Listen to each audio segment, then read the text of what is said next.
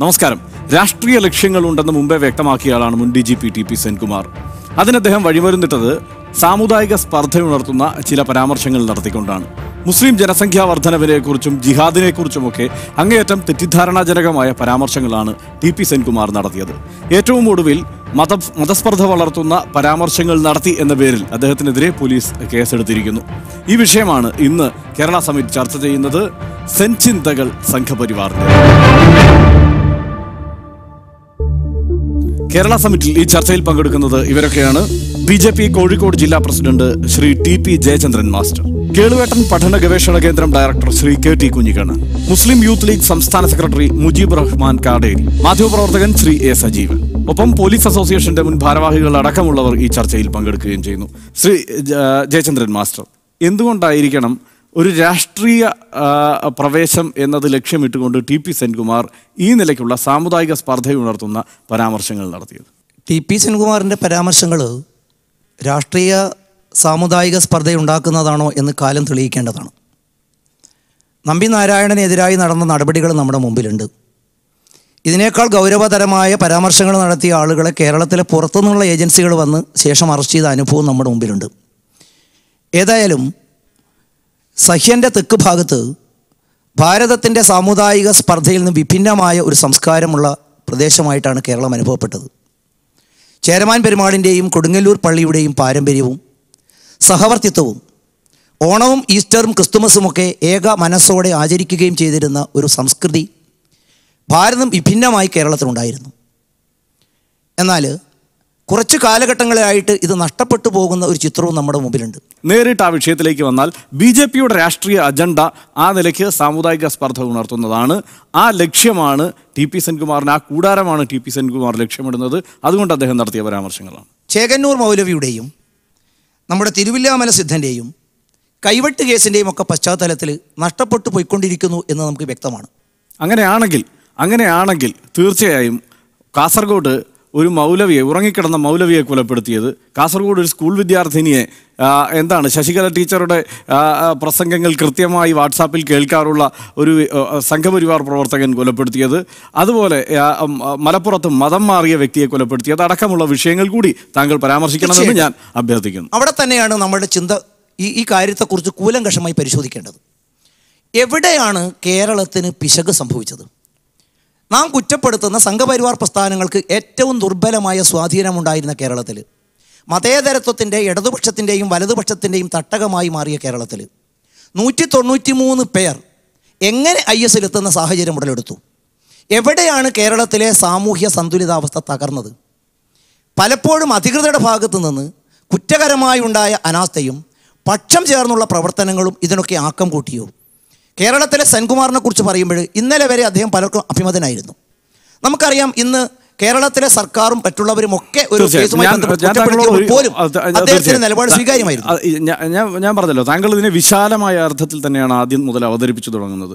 ആ നിലയ്ക്ക് കേരളത്തിൻ്റെ ഒരു സാമുദായിക സാഹചര്യമൊക്കെ ആകെ കലുഷമായി എന്ന് ആശങ്കപ്പെടുന്ന താങ്കൾ എന്തുകൊണ്ടാണ് ഈ വിഷയങ്ങൾ പരാമർശിക്കപ്പെടാതെ പോകുന്നത് എന്നതാണ് എന്നെ അത്ഭുതപ്പെടുത്തുന്നത്. കാരണം ഈ കാസർഗോഡും മലപ്പുറത്തും നടന്ന കൊലപാതകങ്ങൾ ഒരൊറ്റ കാരണം കൊണ്ടാണ്. എന്താണ് ആ കാരണം? മുസ്ലിമാണ് എന്ന ഒരൊറ്റ കാരണം കൊണ്ട് സംഘപരിവാർ നടത്തിയ വധങ്ങളാണ്. അതിനെ താങ്കൾ പരാമർശിക്കാതെ പോകരുത്. ഞാൻ നേരത്തെ പറഞ്ഞല്ലോ, ഒരു പ്രസ്ഥാനത്തിൻ്റെ വളർച്ചയ്ക്കോ പ്രസ്ഥാനത്തിൻ്റെ പ്രവർത്തനങ്ങൾക്കോ സാമൂഹ്യ സ്വീകാര്യത വരുന്ന ഒരു പശ്ചാത്തലം വരുന്നത് തന്നെയാണ് നമ്മൾ യഥാർത്ഥത്തിൽ ശാസ്ത്രീയമായി അതിനെ പ്രതിരോധിക്കേണ്ടത്. മറിച്ച് ശാസ്ത്രീയമായ പരിശോധന നമ്മൾ എത്തിച്ചേരുന്ന ഒരു നിഗമനം, പ്രായണ സഹകരണത്തോടെയും സഹവർത്തിത്വത്തോടെയും നടന്നിരുന്ന കേരളത്തിൽ ശാസ്ത്ര സാഹിത്യ പരിഷത്തിൻ്റെ ഒരു പഠന റിപ്പോർട്ട് നമ്മുടെ മുമ്പിലുണ്ട്. ഇതേ നമ്മുടെ മുമ്പിൽ വർഷങ്ങൾക്ക് മുമ്പ് കേരളത്തിലെ മറ്റൊരു മുഖ്യമന്ത്രി നടത്തിയ വിവാദമായ പരാമർശങ്ങളുണ്ട്. ഇടതുപക്ഷത്തിന് മറ്റൊരു മുഖ്യമന്ത്രി നടത്തിയ പരാമർശങ്ങളുണ്ട്. ഇതെല്ലാം എങ്ങനെയാണ് ജനസംഖ്യയിലേക്കാണല്ലോ വരുന്നത്. അത് തന്നെയാണല്ലോ ഡയറക്റ്റായി സെൻകുമാറിന്റെ പരാമർശം. മുസ്ലിം ജനസംഖ്യ വർദ്ധിക്കുന്നു. 100-ൽ 42 ജനനങ്ങളും മുസ്ലിം ജനനങ്ങളാണ്. അതങ്ങനെ അദ്ദേഹം പറയുന്നത് തന്നെ വളരെ കൃത്യമായ ലക്ഷ്യത്തോടെയും ഉദ്ദേശത്തോടെയാണെന്ന കാര്യത്തിൽ സംശയമില്ല. ആ 100-ൽ 42 മുസ്ലിം ജനനങ്ങൾ സംഭവിക്കുന്നു എന്ന് അദ്ദേഹം പറയുമ്പോൾ എങ്ങനെയാണ് ജനനങ്ങൾ ആശങ്കപ്പെടുത്തുന്ന ഒരു വിഷയമാവുന്നത്? ഈ ഭൂമിയിലേക്ക് ഏത് മതത്തിൽപ്പെട്ടവനും ആയിക്കോട്ടെ ജനിച്ചു വീഴുന്നത് ആശങ്കപ്പെടുത്തുന്ന വിഷയമാവുന്നത് എങ്ങനെയാണ്?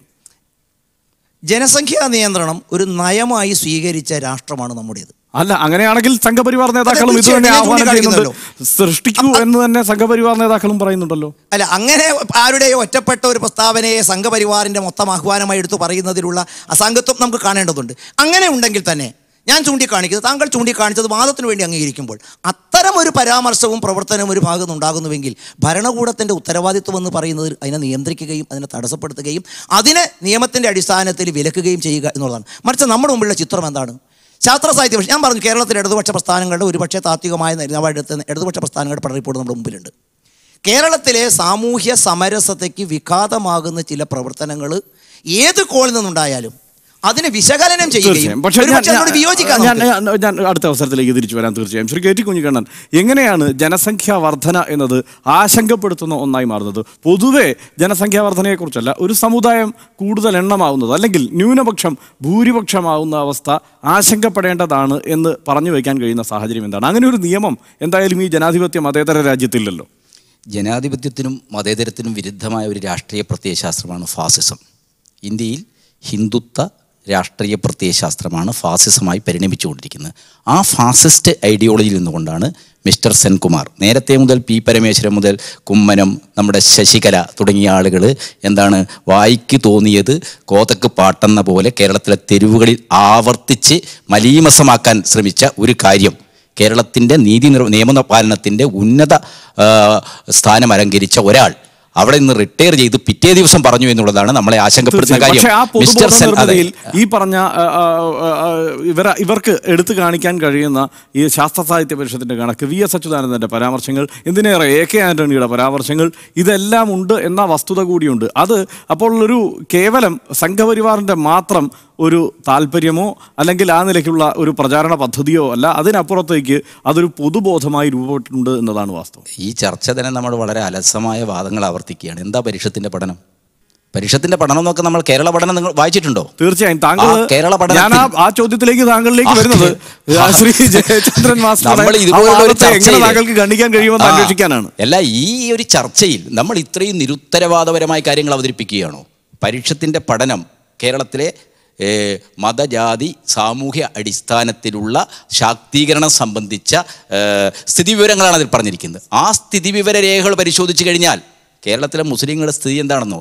ടൈംസ് ഓഫ് ഇന്ത്യയിൽ RSSന് വേണ്ടി ബോധപൂർവം ഒരു അനന്തകൃഷ്ണൻ അത് തെറ്റായി വ്യാഖ്യാനിച്ചുകൊണ്ട് എഴുതിയ ഒരു വാർത്താ സ്റ്റോറിയാണ് ഇവിടുത്തെ RSS വരെ. കേരള പഠനത്തിൻ്റെ വാള്യങ്ങൾ വായിക്കാൻ അവർക്ക് സമയം കിട്ടിയിട്ടില്ല.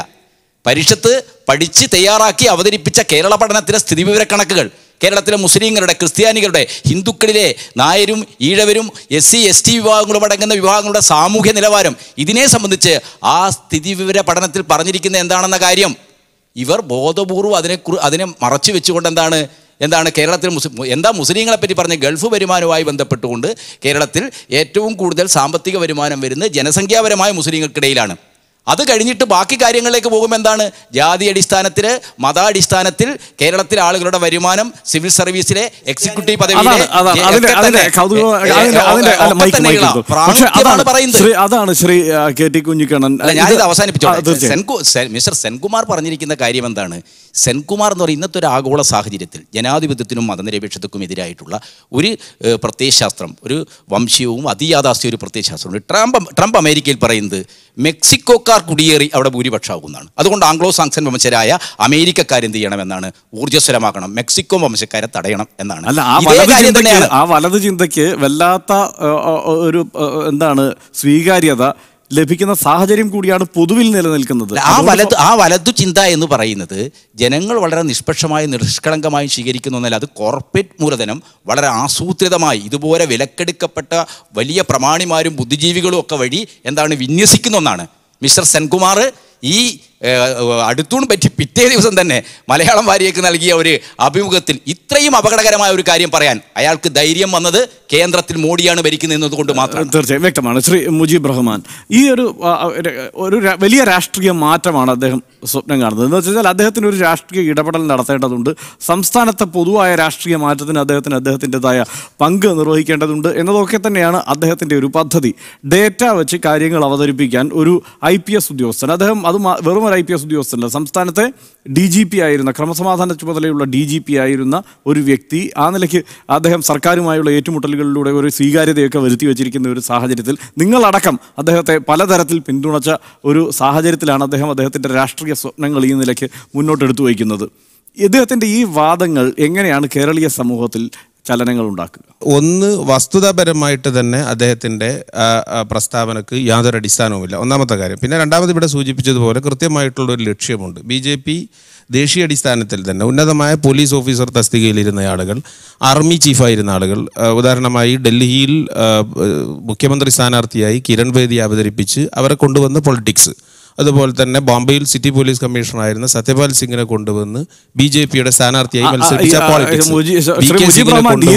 താങ്കൾ അത് ഇത്രയും വിശദമായി പറയുന്നതുകൊണ്ട് ഞാൻ ഇടപെട്ട് ചോദിക്കുകയാണ്. ഈ തിരിച്ചറിവൊക്കെ ഉണ്ടാവാൻ അദ്ദേഹത്തിന്റെ വായിൽ നിന്ന് അദ്ദേഹം റിട്ടയർ ചെയ്തതിന് ശേഷം ഈ നിലയ്ക്കുള്ള ഒരു പരാമർശം വേണ്ടി വന്നോ? സംസ്ഥാന മുഖ്യമന്ത്രി പിണറായി വിജയൻ നിയമസഭയ്ക്ക് ഉള്ളിൽ വെച്ച് തന്നെ അദ്ദേഹത്തിന്റെ രാഷ്ട്രീയം എന്താണ് എന്നുള്ള കൃത്യമായ സൂചന തന്നു. അന്ന് TP സെൻകുമാറിന് വേണ്ടി കൈയടിക്കുകയായിരുന്നു. രണ്ട് പെർസ്പെക്റ്റീവിലാണ് നമ്മൾ കാണേണ്ടത്. ഒന്ന്, അന്ന് നമ്മൾ അദ്ദേഹത്തോടൊപ്പം അദ്ദേഹത്തിന്റെ ജസ്റ്റിസുമായി ബന്ധപ്പെട്ടെന്ന് വെച്ച് കഴിഞ്ഞാൽ തൊഴിൽ മേഖലയിൽ സ്വാഭാവികമായ തൊഴിൽ മേഖലയിൽ ഒരു ആസ് എ ഓഫീസർ എന്നുള്ള നിലക്ക് അദ്ദേഹത്തിന് തൊഴിൽപരമായിട്ട് ലഭിക്കേണ്ട ജസ്റ്റിസുമായി ബന്ധപ്പെട്ട വിഷയത്തിലാണ് നമ്മൾ അദ്ദേഹത്തോടൊപ്പം നിന്നത്.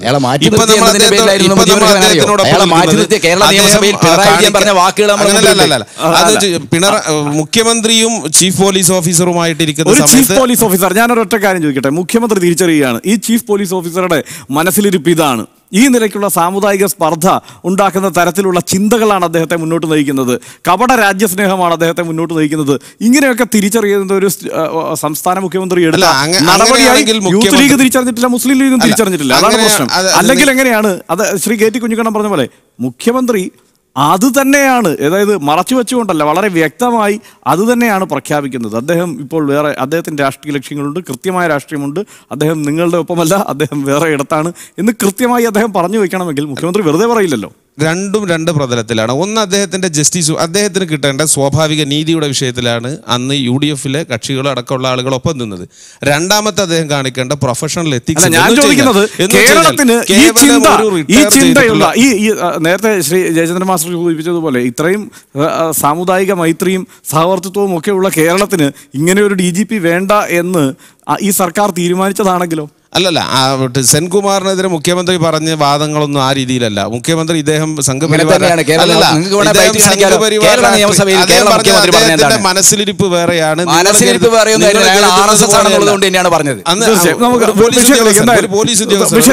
വിഷയത്തിലേക്ക് വരാം. ശ്രീ A. സജീവൻ, പക്ഷേ എന്തൊക്കെ പറഞ്ഞാലും വളരെ നന്നായി ആ വിഷയം പ്ലേസ് ചെയ്യാൻ അദ്ദേഹത്തിന് കഴിഞ്ഞിട്ടുണ്ട് എന്ന കാര്യത്തിൽ ഒരു തർക്കവും വേണ്ട.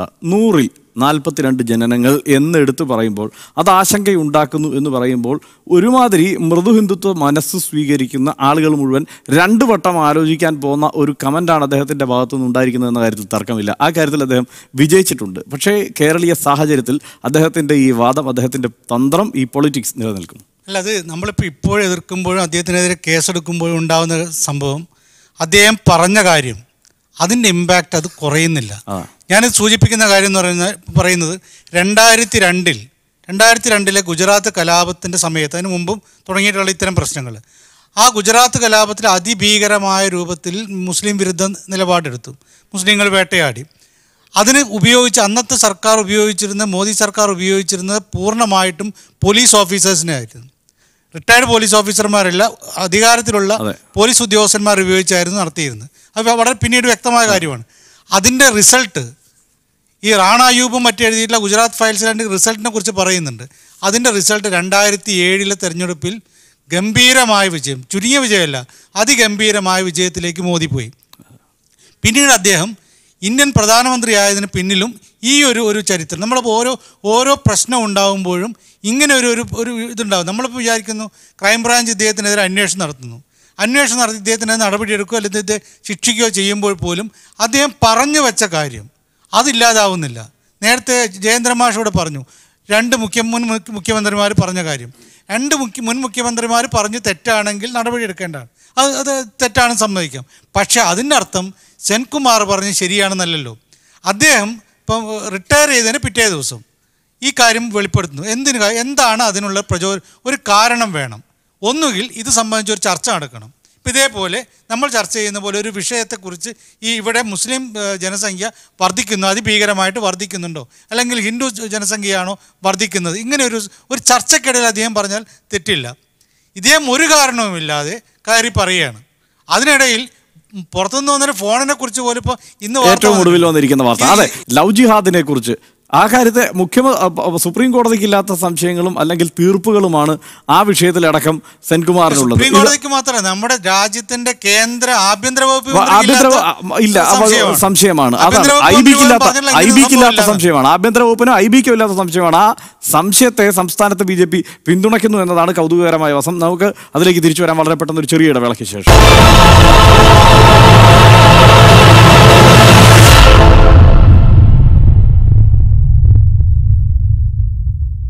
വീണ്ടും ചർച്ചയിലേക്ക്. ആ ചിന്തയ്ക്ക് കേരളത്തിൽ എത്രത്തോളം പ്രാധാന്യം ലഭിക്കും, എത്ര ആളുകൾ അതിന് ചെവി കൊടുക്കും? അവിടെയാണ് ഈ പറയുന്നത്. മുൻപ് കേരളത്തിലും ദേശീയ തലത്തിലുമൊക്കെ ആർമി ചീഫായിരുന്ന VK സിംഗ് വന്ന് കേന്ദ്ര മന്ത്രിയാവുന്നതും കിരൺ ബേദി മുഖ്യമന്ത്രി സ്ഥാനാർത്ഥിയാവുന്നു, പിന്നീട് ഗവർണറാവുന്നതും, ഈ സത്യപാൽ സിംഗ് സിറ്റി കമ്മീഷണറായി പിന്നീട് അവർ മത്സരിച്ച് MP ആവുന്നതും ഒക്കെ ഒരു രാഷ്ട്രീയമാണ്. എന്ന് വെച്ച് കഴിഞ്ഞാൽ അവരുടെ സേവന മേഖലയെ മറ്റൊരർത്ഥത്തിൽ കാണുകയായിരിക്കും. പക്ഷേ ഈ സെൻകുമാർ ചെയ്യുന്നത് കേരളത്തിലിരിക്കുന്ന ബഹുസ്വര സമൂഹത്തിൻ്റെ ശാന്തമായിട്ടുള്ള അവസ്ഥയെ മലീമസമാക്കിയിട്ട് അദ്ദേഹം ഒരു പൊളിറ്റിക്കൽ ലോഞ്ചിങ് ആഗ്രഹിക്കുകയാണ്. വേണമെങ്കിൽ ആവാം, പക്ഷേ കേരളത്തിൽ നിലനിൽക്കുന്ന കേരളത്തിന്റെ സാമുദായിക സൗഹാർദ്ദത്തിനെ തകർത്ത് രാഷ്ട്രീയ പ്രവേശനമാകാമെന്ന് കരുതുന്നത് കേരളത്തെ കാണേണ്ടതാണ്. ശ്രീ ജയചന്ദ്രൻ മാസ്റ്റർ ഈ പറഞ്ഞ വിഷയം, നമ്മൾ ഈ ഒരൊറ്റ ജനസംഖ്യാ വർധന എന്നത് മാത്രമല്ല അദ്ദേഹത്തിന്റെ സാമുദായിക സ്പർദ്ധ ഉയർത്തുന്ന വാചകങ്ങൾ. കാരണം കൃത്യമായി ആരെയാണ് കോർണർ ചെയ്യേണ്ടത് എന്ന് മനസ്സിലാക്കിക്കൊണ്ട് ആ നിലയ്ക്ക് തന്നെയാണ് അദ്ദേഹം കാര്യങ്ങളെ ഫ്രെയിം ചെയ്തിരിക്കുന്നത്. ഈ ലവ് ജിഹാദ് എന്ന വിഷയം അത് ഒരിക്കൽ കൂടി ചർച്ച ചെയ്യേണ്ടതുണ്ട്. കാരണം സംസ്ഥാന പോലീസ് മേധാവിയായിരുന്ന സെൻകുമാർ പറയുകയാണ് ലവ് ജിഹാദ് ഇവിടെ ഉണ്ട് എന്ന്. ആ കാര്യത്തിൽ കേന്ദ്ര ആഭ്യന്തര വകുപ്പ് മന്ത്രിക്ക് സംശയമില്ല, IB ക്ക് സംശയമില്ല, സുപ്രീം കോടതിക്ക് സംശയമില്ല. പക്ഷേ ഈ പറയുന്നതിനെ ഈ കേന്ദ്ര ആഭ്യന്തരമന്ത്രി പറയുന്നതിനെയാണോ സെൻകുമാർ പറയുന്നതിനെയാണോ സംസ്ഥാന BJP വിശ്വാസത്തിലെടുക്കുന്നത്? 5 മലയാളി ചെറുപ്പക്കാർ കാശ്മീരിൽ വെടിയേറ്റ് മരിക്കുന്നത് വരെ കേരളത്തിൽ ഇതൊക്കെ നമ്മൾ സംഘപരിവാറിൻ്റെതായി പറഞ്ഞ് തള്ളുകയായിരുന്നു. ഞാൻ ഇപ്പോൾ ചോദിക്കുന്ന ഒരു ചോദ്യം, സാംസ്കാരിക കേരളം ചർച്ച ചെയ്യേണ്ടത് ഗുജറാത്തിൽ ഉണ്ടായതിനെക്കുറിച്ച് ആശങ്കപ്പെടുന്ന നമ്മൾ എന്തുകൊണ്ട് ഇത്തരം ആളുകൾ മനമാറ്റം ഉണ്ടാകുന്നു? IS-ഉം RSS-ഉം എന്നുള്ള താരതമ്യം അടക്കം അദ്ദേഹം പറഞ്ഞു വെച്ചതിലുണ്ട്. അതുകൊണ്ട് എന്തായാലും അദ്ദേഹം ചോദിക്കുന്ന ഒരു ചോദ്യമുണ്ട് ഹർഷൻ. സമാധാന അന്തരീക്ഷവും സൗഹാർദ്ദവും ഒരു സംസ്ഥാനത്ത് ലഭ്യമാകണമെങ്കിൽ സാമുദായിക സമരസത അനിവാര്യമാണ്. അദ്ദേഹം ചോദിക്കുന്ന ഒരു ചോദ്യം, പ്രേമം, സ്നേഹം, ഇതിന് നമ്മുടെ ജാതിയുടെയോ മതത്തിൻ്റെയോ വിഭാഗത്തിൻ്റെയോ അതിർവരമ്പുകളില്ല. ആ തരത്തിലുണ്ടാകുന്ന ഒരു പരിവർത്തനമാണെങ്കിൽ ഇത് ഏതാണ്ട് കേരളത്തിൽ ഒരു ബാലൻസ്ഡ് ആയിട്ട് മുൻപോട്ട് പോകണം. മറിച്ച് കേരളത്തിലെ സത്യത്തിൽ നിങ്ങൾ ഈ സെൻകുമാർ ആരോപിക്കുന്ന വിഷയം ആദ്യമായി ചർച്ചയിൽ കൊണ്ടുവന്നത് RSS-ഓ വിശ്വഹിന്ദു പരിഷത്തോ അല്ല, KCBCയുടെ ബാംഗ്ലൂരിൽ നിന്നും ഇറങ്ങുന്ന ജാഗ്രതാ പത്രമാണ്. പൊതുസമൂഹത്തിന്റെ ആശങ്കയല്ലല്ലോ ഇതൊന്നും. ആണല്ലോ, അവരുടെ സമൂഹത്തിൽ നിന്നും പ്രേമത്തിനപ്പുറത്തേക്ക് ചില തലങ്ങളിലേക്ക് ഇത് നടന്നുപോയി എന്നൊരാശങ്ക അവർ പങ്കുവച്ചു. കേന്ദ്ര ആഭ്യന്തരമന്ത്രി പറയുന്നതിൽ നിങ്ങൾക്ക് വിശ്വാസമില്ല, അതിനും അപ്പുറത്ത് ഇവിടെ സെൻകുമാർ പറയുന്നതിലാണ് നിങ്ങൾക്ക് വിശ്വാസം. അങ്ങനെ നിലനിൽക്കുന്നുണ്ട് എന്ന് നിങ്ങൾ അടിയുറച്ച് വിശ്വസിക്കുന്നു. കേന്ദ്ര സർക്കാരിന് വിശ്വാസമില്ല, സെൻകുമാറിനെ നിങ്ങളാണ് ഇപ്പൊ പണ്ട് കമ്മ്യൂണിസ്റ്റ് ആക്കിയെന്ന് പറഞ്ഞ മാതിരി നമ്മളാണിപ്പോ വെങ്കിട്ടരാമനെയും സെൻകുമാറിനെയും ഒക്കെ നേരെ സ്വാഭാവികമായിട്ട് ഒരു ജനാധിപത്യ സ്ഥലത്തിൽ ഞങ്ങൾ അഭിമാനിക്കുന്നു. ഞങ്ങൾ മുൻപോട്ട് വെക്കുന്ന ആശയങ്ങളോട് കേരളത്തിലെ പൊതുസമൂഹവും ഈ സമാജത്തിൻ്റെ വിവിധ തലങ്ങളിലുള്ള ആളുകളും യോജിച്ചു വരുന്നു എന്നുള്ളതാണെങ്കിൽ ഞങ്ങളുടെ നിലപാടുകൾ ശരിയായിരുന്നുവെന്നും കേരളത്തിൽ കണ്ണൂർ ഉൾപ്പെടെയുള്ള ജില്ലകളിൽ 33 ചെറുപ്പക്കാർ മതേതരത്വം പാടി പഠിപ്പിച്ചിട്ട് പോലും അവർ വഴിതെറ്റി. ഞാനൊരൊറ്റ കാര്യം ചോദിക്കട്ടെ, അതെ തീർച്ചയായും താങ്കൾ ഈ പറയുന്നുണ്ട് ആവർത്തിച്ച് IS അവിടെ പോയി ഇവിടെ പോയി ഇതെല്ലാം പറയുന്നുണ്ട്. ഇതൊന്നും ഞാൻ പറയുന്നത് ഇവരൊന്നും ഇവിടുന്ന് വിട്ടുപോകണ്ട. ഇവിടെ തന്നെ നിന്നുകൊണ്ട് വെറുതെ ഒരു മനുഷ്യന്റെ അറുത്ത് കൊല്ലാൻ തീരുമാനിക്കപ്പെടുന്ന ആ പ്രത്യയശാസ്ത്രവും ഈ പറഞ്ഞ അതല്ലെങ്കിൽ സിറിയയിൽ പോയി കഴുത്തറുത്ത് കൊല്ലാൻ തോന്നുന്ന പ്രത്യയശാസ്ത്രവും തമ്മിൽ ഒരു വ്യത്യാസവുമില്ല. രണ്ടും ഒന്നാണ്. ഇവിടെ കഴുത്തറുത്ത് കൊല്ലാനുള്ള ചിന്ത, ഞാൻ ഉദ്ദേശിച്ചത് കാസർഗോഡ് മൗലവിയെ കഴുത്തറുത്ത് കൊല്ലുന്നതാണ്, തപ്പി നടന്ന് കഴുത്തറുത്ത് കൊല്ലുക, അതാണ് ഞാൻ പറഞ്ഞത്. അല്ല, അതിന് അത്രയും ഭീകരമായ ഒരു സംഭവം സമീപകാലത്ത് എന്തായാലും കേരളത്തിൽ നടന്നിട്ടില്ല. അതുകൊണ്ടാണ് ആ ചിന്തയും ഈ പറഞ്ഞ സിറിയയിൽ പോയി കഴുത്തറുത്ത് കൊന്നേക്കാമെന്നുള്ള ചിന്തയും തമ്മിൽ ഒരു വ്യത്യാസവുമില്ല. കേരളത്തിലെ പൊതുസമൂഹത്തിന് മുന്നിൽ ഞങ്ങളും വെക്കുന്നത് ഇത് തന്നെയാണ്. ചേരമാൻ പെരുമാളിൻ്റെയും കൊടുങ്ങല്ലൂർ പള്ളിയുടെയും സംസ്കൃതി ഉണ്ടായിരുന്ന ഒരു പ്രദേശത്ത് മതേതര കക്ഷികൾ ഇക്കാലം അത്രയും മതേതര കാഴ്ചപ്പാട് മാധ്യമങ്ങളും പൊതുസമൂഹവും സാംസ്കാരിക കാലഘട്ടം നടത്തിയിട്ട് എവിടെയാണ് കേരളത്തിൽ ഇത്തരത്തിലൊരു വിഭാഗീയ ചിന്തതയുടെ വേരുകൾക്ക് ബലം കൊടുക്കുന്നത്? എന്തുകൊണ്ടാണ് സെൻകുമാറിനെ പോലുള്ള ഒരാളുകൾ അദ്ദേഹത്തോട് നമുക്ക് വിയോജിക്കാം, അദ്ദേഹത്തിൻ്റെ വിയോജിപ്പുകൾ വസ്തുതാപരമായി കൊണ്ടുവരാൻ അദ്ദേഹം കൊണ്ടുവന്ന വസ്തുതകൾ എന്താണ്, അതിന് വസ്തുതാപരമായുള്ള വിയോജിപ്പുകൾ എന്താണ്, ഇത് ചർച്ച ചെയ്യുന്നതിന് പകരം സെൻകുമാറിനെ അടിച്ച് നമ്മൾ RSS ആക്കുകയും അദ്ദേഹത്തിന്റെ വാക്കുകൾ അദ്ദേഹം പറഞ്ഞ ഓരോ വരികളുമാണ് നമ്മൾ എടുത്ത് ചർച്ച ചെയ്യുന്നത്. അദ്ദേഹം പറഞ്ഞ കാര്യങ്ങളാണ്, അല്ലാതെ അദ്ദേഹം പറയാത്ത കാര്യങ്ങളല്ല. ശ്രീ കെ ടി കുഞ്ഞിക്കണ്ണൻ, ഇദ്ദേഹം ഇപ്പോൾ ആവർത്തിച്ച് പറയുന്നത് ഇതെല്ലാം മതേതരത്വത്തിന് അനിവാര്യമായ ചില വിഷയങ്ങളാണ് സെൻകുമാർ പറഞ്ഞിരിക്കുന്നത്. ഈ മതേതരത്വം തകരുന്നത് ഈ സെൻകുമാർ പറഞ്ഞ വിഷയങ്ങളിൽ തട്ടിയാണ് എന്നതാണ് അദ്ദേഹം പറഞ്ഞു വയ്ക്കുന്നത്. ഇല്ല, നമ്മുടെ ഒരു പൊതുബോധത്തിൽ വർഗീയതയും തീവ്രവാദവും എന്ന് പറഞ്ഞു കഴിഞ്ഞാൽ മുസ്ലിം സംഘടനകളുടെ ഭാഗത്തുനിന്നുണ്ടാവുന്നതാണ് എന്നുള്ള ഒരു ധാരണ വരുത്താനാണ് സംഘപരിവാർ കഴിഞ്ഞ കുറേ കാലമായി ശ്രമിച്ചുകൊണ്ടിരിക്കുന്നത്. അതിന് നമ്മുടെ മുഖ്യധാരാ മാധ്യമങ്ങളുടെയും നിർലോഭമായ സഹായം അവർക്ക് കിട്ടിയിട്ടുണ്ട് എന്നുള്ളത് ഒരു യാഥാർത്ഥ്യമാണ്. ഇപ്പോൾ ഹർഷൻ തന്നെ ഇവിടെ ആവർത്തിച്ച് പറയുന്നൊരു കാര്യമുണ്ട്. റിയാസ് മൗലവി എന്ത് തെറ്റാണ് അദ്ദേഹം ചെയ്തത്? സംഘപരിവാറിൻ്റെ ചാവേർ ക്യാമ്പുകളിൽ സായുധ പരിശീലനം നടത്തിയത് മനുഷ്യരെ കൊല്ലുന്നത് എങ്ങനെയാണ് എന്ന് പഠിച്ച ആളുകൾക്ക് അത് പരീക്ഷിക്കണം. ഒരു പരീക്ഷണ കൗതുകത്തിൽ കുട്ടികളെ ഉണർത്തിവിടുകയും, ചെറിയ പ്രായക്കാരാണിവർ, ഈ സനാതന കൽബർഗിയൊക്കെ കൊന്ന പ്രായത്തിലുള്ള ആൾക്കാരാണ് ഇവർ. അങ്ങനെ ചാവേറുകളായി തീർന്ന ഈ ചെറുപ്പക്കാർ ഈ ഉപയോഗിച്ച് ഇത്തരം ഒരു പ്രകോപനപരമായ സംഭവം ഉണ്ടാക്കുക, കാസർഗോഡ് പോലെ വളരെ സെൻസിറ്റീവായ ഒരു പ്രദേശത്ത് വർഗീയ കലാപം ഉണ്ടാക്കുക, ഈ ലക്ഷ്യത്തോടു കൂടിയാണ് സംഘപരിവാർ പ്രവർത്തിക്കുന്നത്. ഇപ്പം നമ്മൾ കാണേണ്ട ഒരു പ്രശ്നം, സെൻകുമാർ ആയാലും ശശികലയായാലും ബഹുമാനപ്പെട്ട പി പരമേശ്വരനായാലും ഇവർ പല തലങ്ങളിൽ, സെൻകുമാർ വളരെ പൊളിറ്റിക്കലായിട്ട് ഭാഷ വ്യത്യസ്തമായിരിക്കും എന്നതാണ്. ശശികല വിദ്വേഷത്തിന്റെ വിഷം തുപ്പിക്കൊണ്ട് പറയുന്നത്, പരമേശ്വരൻ കുറച്ചും കൂടി ദൗഷണിക മാനത്തിൽ നിന്ന് പറയുന്നത്, ഈ കാര്യങ്ങളെല്ലാം ഒന്ന് തന്നെയാണ്, നമ്മുടെ സമുദായ സൗഹാർദ്ദം തകർക്കുകയാണ്. എൻ്റെ ജയേന്ദ്രൻ മാസ്റ്റർ, എൻ്റെ പ്രിയപ്പെട്ട സുഹൃത്താണത്. അദ്ദേഹം ഈ ചേരമാൻ പെരുമാളിനെയും പള്ളിയെയും കൊടുങ്ങല്ലൂർ പള്ളി എന്തിനാണ് ഇങ്ങനെ ആവർത്തിക്കുന്നത്? നമ്മുടെ ഗോൾവാൾക്കർ എഴുതിയിട്ടുള്ള വിചാരധാര 1943 കോഴിക്കോട് ഇൻസ്ട്രക്ടേഴ്സ് ക്യാമ്പിൽ, RSSന്റെ ഇൻസ്ട്രക്ടേഴ്സ് ക്യാമ്പിൽ മിസ്റ്റർ ഗോൾവാൾക്കർ നടത്തിയിട്ടുള്ള പ്രസംഗം, ആ പ്രസംഗത്തിൽ അദ്ദേഹം പറഞ്ഞത് കേരളത്തിൽ RSS ഉണ്ടാക്കിയിട്ട് വേര് പിടിക്കാൻ കഴിയുന്നില്ല. ഈ സാമൂതിരിയുടെ വീട്ടിലൂടെ ഈ ബംബ്ലശ്ശേരി വളപ്പിൽ ഈ ശാഖ തുടങ്ങിയിട്ട് ആളെ കിട്ടുന്നില്ല, വെറും 12 ആൾ, പല സ്ഥലത്തും റിക്രൂട്ട് ചെയ്യപ്പെട്ട 12 ആളുകൾ. ഇതെങ്ങനെ കേരളത്തിൽ ശക്തിപ്പെടുത്താം, എങ്ങനെ ജനങ്ങളിലേക്ക് ഇറങ്ങിച്ചെല്ലാം? ഇതാണ് ഗോൾവാൾക്കർ നേരിട്ട് പങ്കെടുത്ത 1949 കോഴിക്കോട്ടിലെ ഇൻസ്ട്രക്ടേഴ്സ് ക്യാമ്പിൽ ചർച്ച ചെയ്യപ്പെട്ടത്. ആ ക്യാമ്പിൽ ഗോൾവാൾക്കർ പറഞ്ഞത്, ഈ ഇദ്ദേഹം ഇപ്പോൾ മഹത്തായ ഉദ്ധരിക്കുന്ന നമ്മുടെ ഭൂതകലുണ്ടല്ലോ, ഞാനും നിങ്ങളും എല്ലാം പങ്കിടുന്ന ഭൂതകലം, ഈ ചേരമാൻ പെരുമാളിൻ്റെയും ഈ മതസൗഹാർദ്ദത്തിൻ്റെയും ഒക്കെ പാരമ്പര്യമാണ് കേരളത്തിൻ്റെ പ്രശ്നം. അതുകൊണ്ട് മതപരമായ ശത്രുത ഉണ്ടാക്കാൻ കഴിയുന്ന രീതിയിൽ ടിപ്പുവിൻ്റെ പടയോട്ടവും ടിപ്പുവിൻ്റെ ക്ഷേത്രാക്രമണവും ടിപ്പുവിൻ്റെ മുസ്ലിം സ്ത്രീകൾക്കെതിരായി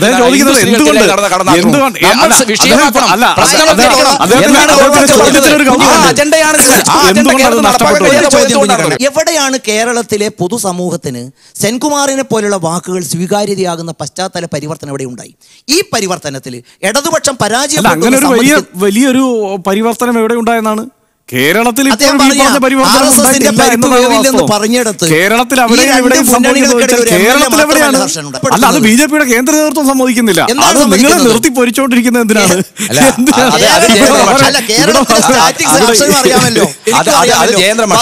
ഈ കേരളത്തിൽ എന്താ വെച്ചാല് ജയേന്ദ്ര മാഷയും ശശികല ടീച്ചറുടെയും ഒന്നും ഇത് വേവാത്തത് ഇതുപോലുള്ള ചർച്ചകൾ നടത്തുന്ന, ഇതിനെ പ്രതിരോധിക്കുന്ന, ദൈക്ഷണികമായിട്ടും പ്രദേശാപരമായും വേണ്ടി വന്നാൽ വളരെ പ്രായോഗികമായി പ്രതിരോധിക്കുന്ന രാഷ്ട്രീയ ശക്തി കേന്ദ്രമാഷോട് ചോദിക്കാനല്ലേ, 2 പ്രാവശ്യം ആവർത്തിച്ച് ആവശ്യപ്പെട്ടു, ബഹുമാനപ്പെട്ട റിയാസുദ്ദീൻ എങ്ങനെ വധിക്കപ്പെട്ടു, എന്തിനു വധിക്കപ്പെട്ടു? കുഞ്ഞിക്കണ്ണൻ സാറും ചോദിച്ചു, എന്തിനു വധിക്കപ്പെട്ടു? പാവം കൊടിഞ്ഞിയില് ഫൈസല്, കുറെ കൊല്ലങ്ങൾക്ക് മുമ്പ് യാസർ തിരൂര്, ഇവർക്ക് എന്ത് കുറ്റം ചെയ്തിട്ടാണ് ഇവർ വധിക്കപ്പെട്ടത്?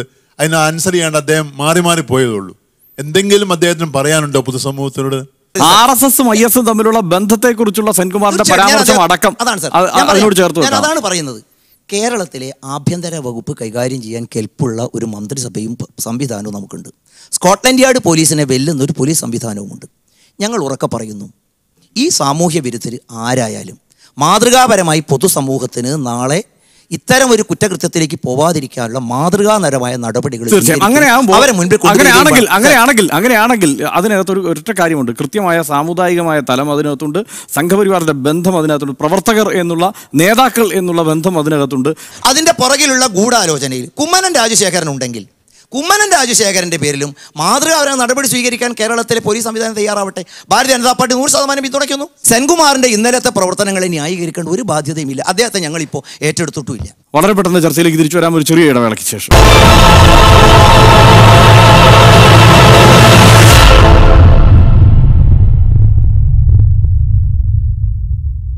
വീണ്ടും ചർച്ചയിലേക്ക്, പ്രേക്ഷകരിലേക്ക്.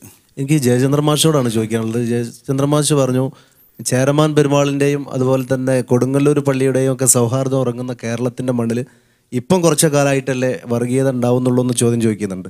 അപ്പോൾ ഞാൻ ചോദിക്കുന്നത്, നിങ്ങൾ പതിറ്റാണ്ടുകളായിട്ട് പറഞ്ഞുകൊണ്ടിരിക്കുന്ന ഈ വർഗീയപരമായിട്ടുള്ള പ്രസംഗങ്ങൾ, ശശികല ടീച്ചറെ പോലെയുള്ള പ്രസംഗങ്ങൾ കേട്ടിട്ടാണ് ഒരു കുട്ടിയെ കഴുത്ത് വെട്ടി കൊന്നതെന്ന് കഴിഞ്ഞ ഈ അടുത്തുണ്ടായ ഒരു കൊലപാതകത്തിലെ പ്രതി പറഞ്ഞു. ഈ രീതിയിൽ കേരളത്തിൻ്റെ മണ്ണിൽ ഈ ഒരു സൗഹാർദ്ദം തകർക്കുന്ന രീതിയിൽ വ്യാപകമായിട്ടുള്ള പ്രചരണങ്ങൾ നടത്തുന്നത് കൊണ്ടാണല്ലോ ഈ രീതിയിലുള്ള ആളുകൾ ആ മൈൻഡിലേക്ക് പോകുന്നത്. പിന്നെ നിങ്ങൾ പറഞ്ഞു എന്ത് അന്നൊന്നും ഇല്ലാത്ത സംഭവം ഇപ്പം പെട്ടെന്ന് ഒരു വർഗീയമായ മനസ്സിലേക്ക് സെൻകുമാറിനെ പോലെയുള്ള ആളുകൾ പോകുന്നത് എന്താണെന്ന് പരിശോധിക്കണം എന്ന് പറഞ്ഞു. ഞാൻ പറയുന്നത് ഗീബൽസിയൻ സിദ്ധാന്തം, അതായത് ഒരു തെറ്റിനെ 100 തവണ പറയുമ്പോൾ അത് സത്യമായി, ഒരു നുണയെ 100 തവണ പറയുമ്പോൾ അത് സത്യമായി മാറുന്ന രീതിയിലേക്ക് മുന്നോട്ട് പോകണം. അപ്പോൾ അതിൽ RSS ചെയ്താലും മുസ്ലിം തീവ്രവാദികൾ ചെയ്താലും ഇനിയിപ്പോൾ ISSലേക്ക് റിക്രൂട്ട് ചെയ്യുന്നുണ്ടെന്ന് പറഞ്ഞു. പക്ഷേ ഇവിടെ നിന്ന് മിസ്സായി എന്നുള്ള കണക്ക് മാത്രമാണ് പത്രങ്ങളും ഇൻ്റലിജൻസും ഒക്കെ റിപ്പോർട്ട് ചെയ്തത്. വളരെ ചുരുങ്ങിയ ആളുകളാണ് പിന്നെ അതിന് വ്യക്തമായ IS ചേർന്നു എന്നുള്ള തെളിവില്ല. ഇവിടെ നിന്ന് ആരെങ്കിലും ഒന്ന് മിസ്സാകുമ്പോഴേക്ക് അത് IS ചേർന്നു എന്ന് പറഞ്ഞു. IS എന്ന് പറഞ്ഞാൽ ഞാൻ മനസ്സിലാക്കുന്ന അതിനൊരു ഇന്നർത്ഥം ഇസ്ലാമിന്റെ ശത്രു തന്നെയാണ്. ഒരു കാര്യം, സിറിയ തിരിച്ചയച്ച ആളുകൾ അടക്കം ഉണ്ട് ഈ സംസ്ഥാനത്ത് എന്നത് വാസ്തവമാണ്. അങ്ങനെ അല്ല, അതുണ്ടെങ്കിൽ അതിന് നടപടി എടുക്കണം. പക്ഷെ ഞാൻ പറയുന്നത്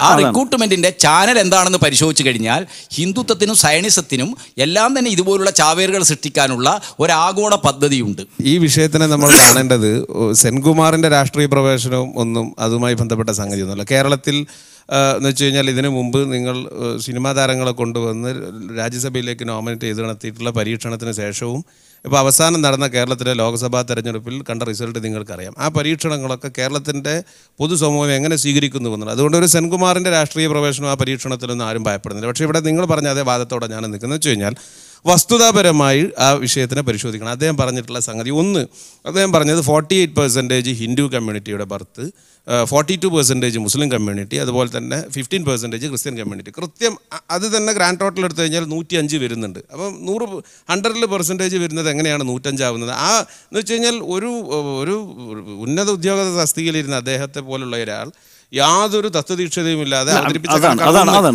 ഒന്ന് അതിൻ്റെ അതുമായി ബന്ധപ്പെട്ട, പിന്നെ ഇതിനകത്ത് ഹിന്ദു മുസ്ലിം ക്രിസ്ത്യൻ കമ്മ്യൂണിറ്റി കഴിഞ്ഞാൽ ഒരു പക്ഷേ മതവുമായി ബന്ധപ്പെട്ട് നിൽക്കാത്ത വളരെ മൈന്യൂട്ടെങ്കിലും ഒരു കമ്മ്യൂണിറ്റി ഉണ്ട്. അവരെവിടെ പോയി? അവരുടെ കുഞ്ഞുങ്ങൾ എവിടെ പോയി? അവരൊന്നും ഈ സ്റ്റാറ്റിക്സിനകത്ത് വരുന്നില്ലേ? ഒന്നാമത്തെ കാര്യം. രണ്ടാമത്തത്, അദ്ദേഹം പറഞ്ഞ ലവ് ജിഹാദ്, ആ സ്റ്റേറ്റ് അദ്ദേഹത്തിൻ്റെ ആ ഇൻ്റർവ്യൂവിൽ പറഞ്ഞിട്ടുള്ളത് വസ്തുതാപരമായി പരിശോധിച്ചാൽ ലവ് ജിഹാദുമായി ബന്ധപ്പെട്ട് നമ്മുടെ പ്രധാനപ്പെട്ട ചോദ്യം ഇതാണ്. കേരളത്തിൻ്റെ പോലീസ് ഓഫീസറായിരുന്ന അദ്ദേഹം കേരളത്തിൽ ലവ് ജിഹാദ് പോലെയുള്ള പ്രശ്നങ്ങളുണ്ട് എന്ന് റിട്ടയർമെൻറ്റിൻ്റെ തൊട്ടടുത്ത മണിക്കൂർ വിളിച്ചു പറയുമ്പോൾ ഈ ഉത്തരവാദിത്തം നിർവഹിച്ച സമയത്ത് എന്തുകൊണ്ട് ഇത് ഫലപ്രദമായി തടയുന്നതിൽ അദ്ദേഹത്തിന് കഴിഞ്ഞില്ല?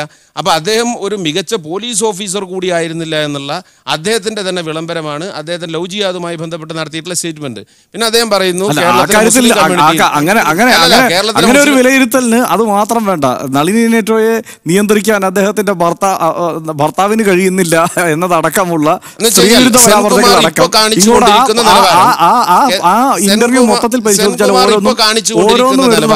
കേരളത്തിലെ ജനങ്ങൾ BJPക്ക് കൊടുക്കുന്ന പരിഗണനയ്ക്ക് ഉചിതമായിട്ടുള്ള ഒരു ലീഡറായി നിങ്ങൾക്ക് വേണമെങ്കിൽ അദ്ദേഹത്തിന് എടുക്കാം എന്നുള്ള തരത്തിലേക്ക് അദ്ദേഹം താഴ്ന്നു എന്നുള്ളത്. പിന്നെ അദ്ദേഹം പറയുന്നു മുസ്ലിം കമ്മ്യൂണിറ്റിക്കകത്ത് ഡീറാഡിക്കലൈസേഷൻ പ്രോസസ്സിനൊക്കെ അദ്ദേഹം നേതൃത്വം കൊടുത്തിരുന്നു. 500 ചില്ലറ ആളുകൾ അതിന് നിയോഗിച്ചിരുന്നു. കേരളത്തിലെ മുസ്ലിം സമുദായത്തിൻ്റെ നവോത്ഥാന ചരിത്രമെടുത്ത് പരിശോധിച്ചാൽ അദ്ദേഹം തന്നെ പറഞ്ഞിട്ടുള്ള ഈ 27% മുസ്ലിം കമ്മ്യൂണിറ്റിയിൽ ഈ 500 പേര് അദ്ദേഹം നിയോഗിച്ച ആളുകളാണ് പരിവർത്തനം കൊണ്ടുവരുന്നതെന്നൊക്കെ പറയുന്നത് ആരെയാണ്? അദ്ദേഹം കേരളം നേടിയിട്ടുള്ള ഈ ഉന്നതമായിട്ടുള്ള കേരളത്തിന്റെ പൊതുബോധത്തിനെയാണ് ഈ സെൻകുമാർ ഇതുവഴി ഇങ്ങനെ അപവാദം പ്രചരിപ്പിച്ച് ജനങ്ങളുടെ മനസ്സിനെ മലിനപ്പെടുത്തി കുറ്റവാളികളെ ശിക്ഷിക്കണം എന്ന് പറഞ്ഞുകൊണ്ടിരിക്കുന്നതിൽ വേണ്ടത്ര ഒരു ആത്മാർത്ഥതയില്ല എന്ന് തോന്നുന്നുണ്ട്. താങ്കൾ ചൂണ്ടിക്കാണിച്ചത് എന്ത് എവിഡൻസ് എടുത്താൽ എനിക്കറിയില്ല. ഞാൻ പറഞ്ഞത് 183 സാർ ഒരു മിനിറ്റ് 183 പേര് നമ്മൾ ഈ സാംസ്കാരിക സമരമുള്ള കേരളത്തിൽ നിന്ന് പുറത്തു പോയ ഒരു തത്വശാസ്ത്രവും ഉണ്ട്. നമ്മളത് കാണണം. സെൻകുമാർ പറഞ്ഞിരിക്കുകയാണ് മത തീവ്രവാദം എന്ന് വെച്ചാൽ മുസ്ലിം സമുദായം ചോദിക്കും RSS ഇല്ലേ എന്ന്. ആ താരതമ്യം വരുമ്പോഴാണ് പ്രശ്നം. IS-ഉം RSS-ഉം തമ്മിൽ താരതമ്യമില്ല. നാഷണൽ സ്പിരിറ്റിനെതിരെ പോകുന്ന മത തീവ്രവാദത്തെയാണ് ഞാൻ ഉദ്ദേശിക്കുന്നത്. അതല്ലാത്ത മത തീവ്രവാദത്തിന് അപ്പോൾ ഇവിടെ കുഴപ്പമില്ല എന്നാണ്. അല്ല, നാഷണൽ സ്പിരിറ്റ് അത് മാത്രമേ കുഴപ്പമുള്ളൂ. നാഷണൽ സ്പിരിറ്റിന്റെ പേരിൽ എന്ത് തീവ്രവാദവും ആകാം. നാഷണൽ സ്പിരിറ്റ് എന്ന് പറയുന്നത് യഥാർത്ഥത്തിൽ നാഷണൽ സ്പിരിറ്റ് അല്ല. അത് നമ്മൾ മനസ്സിലാക്കണം. RSS 1925 രൂപം കൊള്ളുന്ന സംഘടനയാണ്. 1925 RSS രൂപം കൊള്ളാൻ കാരണം എന്താണ്? ഹിന്ദു മുസ്ലിം മൈത്രി ഇല്ലെങ്കിൽ സ്വരാജ് ഇല്ല എന്ന ഗാന്ധിയുടെ പ്രസ്താവനയും കോൺഗ്രസ് ഖിലാഫത്ത് കമ്മിറ്റികൾ ദേശീയ സ്വാതന്ത്ര്യ സമരത്തെ അതിനു മുമ്പുണ്ടായിരുന്ന ഒരു സാഹചര്യത്തിന് വ്യത്യസ്തമായിട്ട് വിപുലമായ ബഹുജന മുന്നേറ്റാക്കി മാറ്റുകയും ചെയ്തപ്പോഴാണ് ബ്രിട്ടീഷുകാർ പരിഭ്രാന്തമായത്. ഈ ലീഗിനെ കൊണ്ടും ഈ ഹിന്ദു മഹാസഭയെ കൊണ്ടും കാര്യമില്ല. കുറേ കൂടി മിലിറ്റൻ്റായി ഹിന്ദുത്വ ബോധത്തെ, ഹിന്ദു രാഷ്ട്രവാദത്തെ ഉയർത്താനും അങ്ങനെ ഈ നിരാഷ്ട്രവാദ പ്രസ്ഥാനം വഴി ഈ ദേശീയ സ്വാതന്ത്ര്യത്തിന് വേണ്ടിയുള്ള സംഘടിത പ്രസ്ഥാനത്തെ എങ്ങനെ ദുർബലപ്പെടുത്തണം, ഗാന്ധിയുടെ ഹിന്ദു മുസ്ലിം മൈത്രി എന്ന സങ്കല്പത്തെ എങ്ങനെ പരാജയപ്പെടുത്തണം, ഇങ്ങനെ ബ്രിട്ടീഷ് പൊളിറ്റിക്കൽ ഇൻ്റലിജൻസ് ഡിപ്പാർട്ട്മെൻറ്റ് തന്നെ നേരിട്ടിടപെട്ടുണ്ടാക്കിയ ഒരു സംഘടനയാണ് RSS എന്ന കാര്യം ഇന്ത്യൻ ദേശീയതയെ സംബന്ധിച്ച സാമ്രാജ്യത്വ വിരുദ്ധമായ സമരത്തിലൂടെ രൂപപ്പെട്ട ഒന്നാണ് ഇന്ത്യൻ ദേശീയത എന്ന് വിശ്വസിക്കുന്ന ആളുകളെ സംബന്ധിച്ചിടത്തോളം RSS ഈ സെൻകുമാറിനെ പോലുള്ള വാമന ബുദ്ധികൾ കാണുന്നത് പോലെ ഒരു നാഷണൽ സ്പിരിറ്റുള്ള സംഘടനയല്ല. RSSന്റെ ചരിത്രം രാജ്യദ്രോഹത്തിൻ്റെതാണ്. തീർച്ചയായും ഞാൻ അതിൻ്റെ മറുപടിയിലേക്ക് ഞാൻ തിരിച്ചു വരാം. ശ്രീ A. സജീവൻ, അതുപോലെ തന്നെ അദ്ദേഹം പറയുകയാണ്, സെൻകുമാർ പറയുകയാണ്, മുസ്ലിം സമുദായത്തിന് ഇത്ര സമാധാനത്തോടെ ജീവിക്കാൻ പറ്റുന്ന വേറെ സ്ഥലം ഏതുണ്ട് എന്ന ചോദ്യം അവർ സ്വയം ചോദിക്കണം. ഇത് ഈ ഒരൊറ്റ വാചകത്തിൽ നിർത്തുകയല്ല, തുടർന്ന് അങ്ങോട്ട് ജിഹാദ് അടക്കമുള്ള വിഷയങ്ങളെ എടുത്തു വെച്ചുകൊണ്ട് മൊത്തത്തിൽ ഒരു സമുദായത്തെ ആ നിലയ്ക്ക് ആക്ഷേപിക്കുന്ന തരത്തിലോ അവരെ മുഴുവൻ സംശയത്തിൻ്റെ നിഴലിൽ നിർത്തുന്ന തരത്തിലുമാണ് അദ്ദേഹത്തിൻ്റെ പരാമർശങ്ങൾ. മാത്രമല്ല അദ്ദേഹം പറഞ്ഞു വയ്ക്കുകയാണ് മുസ്ലിങ്ങളിൽ നല്ല ആളുകളും ഉണ്ട് കേട്ടോ എന്ന്. അദ്ദേഹത്തെ മനസ്സിലാവുന്നില്ല. ഒരു സ്റ്റേറ്റ് പോലീസ് ചീഫായിരിക്കാൻ അദ്ദേഹത്തിന് എന്ത് യോഗ്യതയാണ് ഉണ്ടായിരുന്നത്? അല്ല, സ്റ്റേറ്റ് പോലീസ് ചീഫായിരിക്കാൻ എന്ന് പോലും അല്ല പറയേണ്ടത്. ഇപ്പോൾ ജയേന്ദ്രൻ മാഷെ പോലെ ഒരു BJP നേതാവായിരിക്കാൻ പോലും യോഗ്യതയില്ലാത്ത ഒരാളാണ്. ജയേന്ദ്രൻ മാഷ് ഇപ്പോൾ അവിടെ പറഞ്ഞല്ലോ, സമാജത്തിന്റെ ഭാഗത്ത് തെറ്റുപറ്റുന്ന ആളുകളെ കടുത്ത രീതിയിൽ ശിക്ഷിക്കണം, ശിക്ഷിക്കാൻ. ആ രീതിയിൽ പോലില്ല, അത് അതിനും കടന്നിട്ടാണ്. ഇവിടെ ഒരു സമുദായത്തിൽ 1-2 ആളുകളുണ്ട് കേട്ടോ എന്ന് പറയുമ്പോൾ മൊത്തം ബാക്കിയുള്ള സമുദായം മോശമാണ്.